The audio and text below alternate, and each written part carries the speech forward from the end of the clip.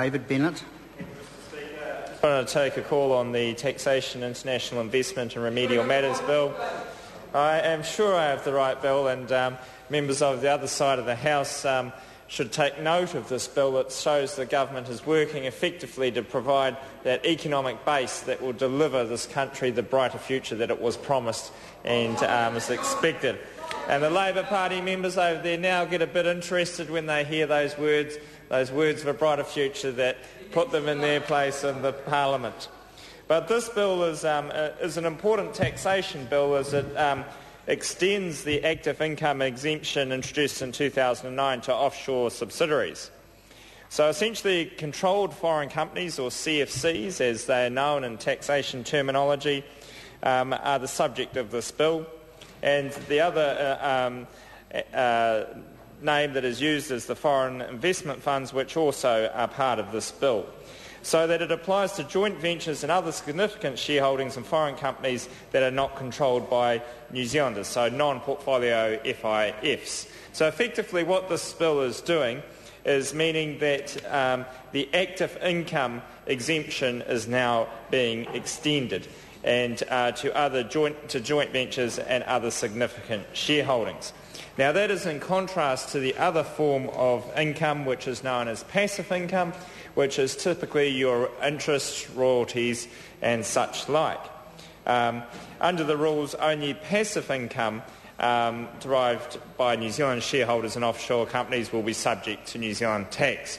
So the point of difference for this bill, for those looking at the bill for the first time, is the active-passive income distinction. Active is where you've got, say, a company that's earning money from producing a product, manufacturing it, say, overseas, and passive income is in the sense of income where you don't actually have to do anything to get the money except to have invested through something like interest, royalties and rents. So that distinction is the important first distinction that the bill applies to.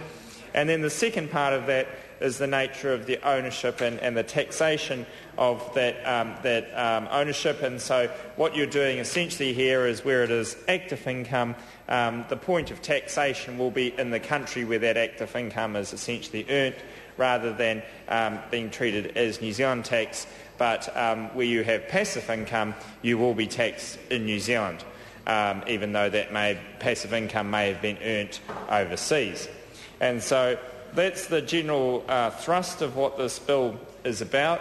And the reason it is being done that way is passive income is typically seen as an investment type income, and so New Zealanders would be seen as taxed on it, and that is a choice that investors make when making those investment decisions, whereas active income is actually seen as probably needing to be on a more level playing field taxation-wise in the countries in which you are earning that active income, because you've effectively got a manufacturing or other kind of service site there.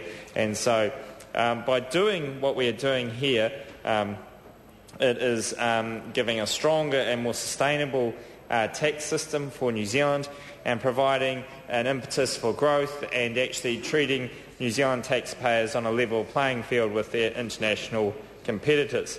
So it's important for that economic growth element of the better future for New Zealanders that we make these changes. Now there are some other changes in the bill as well. It extends and rationalises the 2007 international tax reforms, so that's consistency between types of foreign investments, and there's a percentage that is used as a sort of a threshold to determine the 5 or 10% thresholds for taxation, whether the actual bill will apply to the actual form of income or not.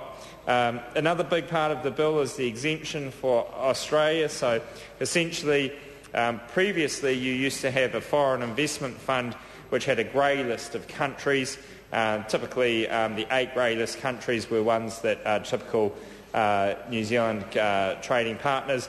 Well, this is taking it down to just Australia as the exemption, and so that's in line with modern practice within this country. There's also some rules around capitalisation to avoid the incentive for people to stack a debt against the New Zealand operations overseas.